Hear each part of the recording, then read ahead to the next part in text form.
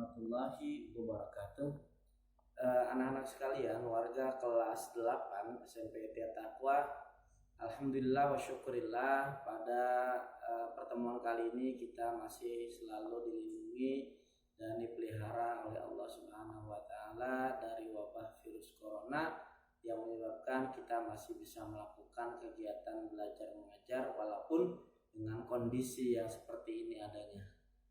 Pada pertemuan yang lalu kita membahas di sholat sunnah berjamaah dan sholat sunnah munfarid di bab yang ke-8 halaman 150 sampai halaman 160. Tetapi kali ini kita melanjutkan di bab yang ke-10 anak-anak, di bab ke-9 maaf. Di bab ke-9 10 atau 9 ya? Oh iya, di bab 10 anak-anak sekalian, yaitu tentang macam-macam sujud. Tolong anak-anak sekalian yang ada di rumah, sambil kalian melihat video tutorial pembelajaran kali ini, kalian bisa dilihat di halaman 170 halaman 170 tentang macam-macam sujud. Yang dimaksud sujud adalah sebagai tanda terima kasih seorang hamba kepada penciptanya, yaitu Allah Subhanahu wa ta'ala. Dan sujud ini bisa dilakukan apabila kita mendapatkan nikmat, apabila terhindar dari musibah, apabila di dalam sholat maupun di luar sholat. Itu pengertian dari sujud yang sesungguhnya, yang dimana Allah memang memerintahkan kepada manusia dan kepada seluruh alam ini untuk semuanya bersujud kepada Allah. Karena kita manusia dan seluruh alam ini diciptakan dan tak lain dan tak bukan adalah semata-mata untuk bersujud, untuk mengabdi kepada Allah Subhanahu wa taala. Wa ma khalaqtul jinna wal insa illa liya'budun, kata Allah. Tidaklah aku ciptakan jin dan manusia kecuali semata-mata untuk menyembahku, untuk bersujud kepadaku, kata Allah. Nah, di dalam macam-macam sujud, yang pertama ada yang namanya sujud syukur. Nah, sujud syukur ini adalah yang pertama yang kita lakukan apabila kita mendapatkan kabar gembira. Contoh, ketika kita sedang tidak punya sesuatu, tidak punya uang, tidak punya harta dan lain sebagainya, tahu-tahu ada rezeki, wa min haitsu la yahtasib. Ada rezeki yang tidak diduga-duga. Dapat kabar, kita dapat gusuran, dapat hadiah, dapat apa aja pun yang menggembirakan hati kita, mendapatkan hadiah, kabar gembira dan lain sebagainya, maka langsung melakukan sujud syukur secara spontan. Yang kedua, terhindar dari musibah. Misalnya ketika kita sedang berjalan, kemudian di belakang kita ada mobil besar, kemudian ada lubang di depannya, kita terjatuh, kemudian kita hampir ketabrak mobil, kemudian mobil itu ngerem, berhenti, dan kita terhindar dari musibah, maka itu juga bisa kita lakukan dengan cara sujud syukur. Nah, adapun tata caranya kalian bisa lihat di halaman 171, tata cara sujud syukur. Yang pertama, sujud syukur dilakukan secara spontan. Jadi ketika kita dapat duit 20 juta, ketika kita terhindar dari musibah, kemudian kita langsung melakukan sujud syukur dan menghadap kiblat. Yang kemudian sujud syukur dilakukan hanya satu kali. Jadi ketika Allah menyium aspal, langsung bangun, assalamualaikum warahmatullahi, assalamualaikum warahmatullahi. Hanya satu kali sujud saja. Ya. Nah, kemudian yang ketiga, sebelum sujud syukur tidak perlu berwudu lagi atau tidak perlu suci dari hadas besar maupun hadas kecil. Nah, sujud syukur ini tidak mesti kita mempunyai wudu. Andai kata kita punya wudu, maka bertentangan dengan spontan tadi. Yang pertama, kita harus mencari keran dulu, kita harus mencari air dulu dan sebagainya. Maka di tata cara sujud syukur ini tidak perlu kita mempunyai atau mengambil atau mencari air wudhu dan sebagainya. Nah, kemudian yang keempat, hukum melakukan sujud syukur ini adalah hukumnya sunnah. sunnah itu dilakukan kita mendapatkan pahala. Tapi ketika kita tidak melakukan, maka kita tidak berdosa. Tetapi alangkah naifnya tuh bagi manusia yang sudah dikasih karunia, dikasih nikmat oleh Allah, dikasih terhindar dari musibah, kita tidak berterima kasih kepada Allah.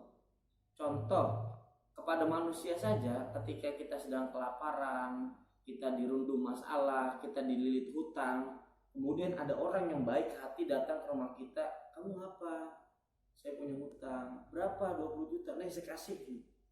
Nah, yang kita lakukan kepada manusia saja, kita berterima kasih bahkan berlebihan kepada orang yang telah memberi bantuan kepada kita. Kenapa? Kepada Allah yang telah memberikan kita begitu banyak nikmat, kita tidak melakukan sujud syukur. Maka walaupun hukumnya sunnah, bagi saya adalah merupakan suatu kenaifan yang sangat luar biasa ketika ada orang yang terhindar dari musibah, kemudian dia dikasih kabar gembira, dikasih nikmat yang begitu banyak sama Allah, dia tidak melakukan sujud syukur atau tidak mengucapkan terima kasih kepada Allah. Nah, yang kelima adalah sujud syukur ini dilakukan di luar sholat. Nah, jadi kalau sujud sahwi, sujud tilawah nanti akan kita bahas di pertemuan berikutnya, itu adanya bisa di sujud tilawah, bisa di dalam sholat, bisa di luar sholat. Sujud sahwi hanya di dalam sholat saja. Tapi sujud syukur ini adalah yang kita lakukan itu di luar sholat. Jadi karena tidak perlu wudhu lagi, tidak perlu suci dari hal besar maupun kecil. Jadi spontan. Ketika kita terhindar dari musibah di jalanan, maka kita lakukan di aspal, jalan raya, tapi di pinggir ya, jangan di tengah-tengah. Ketika kita mendapatkan kabar gembira di sebuah hotel, kemudian di sebuah pertemuan di gedung, kita dapat undian, kita dapat hadiah, maka kita lakukan di situ juga, atau di studio televisi dan lain sebagainya, langsung melakukan sujud syukur di tempat itu. Tidak perlu kita mencari waktu sholat dan lain sebagainya. Dan yang terakhir, yang terpenting adalah bisa melakukan sujud syukur ini adalah menutup aurat.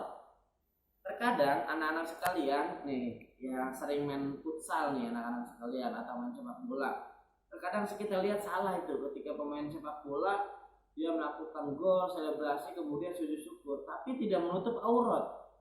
Nah, Pak, berarti kalau seandainya orang main bola harus siap sarung dulu dong? Ya enggak, dia bisa melakukan itu ya nanti setelah pertandingan selesai dia melakukan sujud syukur. Nah, itu ada pengecualian, tetapi yang terpenting adalah ketika kita melakukan sujud syukur, karena ini kita pengen menghadap Allah, sujud adalah menghadap Allah, maka kita tutup aurat kita. Berarti kalau laki-laki, berarti dengkulnya nih, betisnya harus ditutup pakai celana panjang. Kemudian tidak boleh ketika kita sedang buka baju nih, kita langsung sujud syukur, tidak.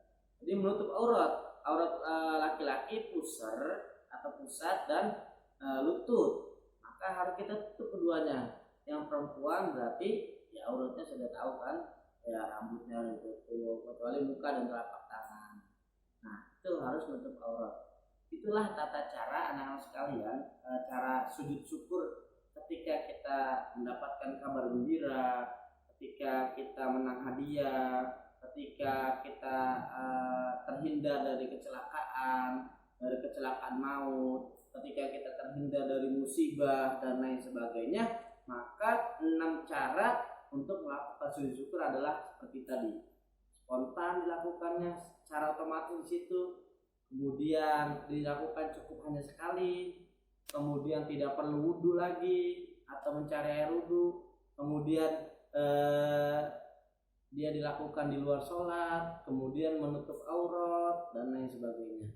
Nah, mudah-mudahan dengan cara sujud syukur ini saya jelaskan, suatu saat nanti kalian mendapatkan apa-apa yang telah saya jelaskan tadi, terhindar dari musibah atau mendapatkan kabar baik, maka kalian bisa praktekkan, bisa lakukan dimanapun saja Anda berada. Nah, itu saja anak-anak sekalian pertemuan kita kali ini tentang sujud syukur. Adapun sujud tilawah, kemudian sujud sahwi, kalian nanti bisa baca-baca di buku, sambil nanti pada pertemuan berikutnya saya akan jelaskan tentang sujud tilawah dan sujud sahwi. Nah, adapun soalnya nanti kalian bisa baca dan kalian bisa isi di Learning SMP Ikhtiar Taqwa di PAI kelas 8 di tugas 16 nanti. Usaha tolong kalian cermati dulu sebelum kalian kerjakan, kalian kerjakan dan kemudian kalian kerjakan dengan baik dan benar. Nah, itu saja yang perlu Bapak jelaskan, kurang lebihnya mohon maaf. Wabillahi taufiq wal hidayah. Assalamualaikum warahmatullahi wabarakatuh.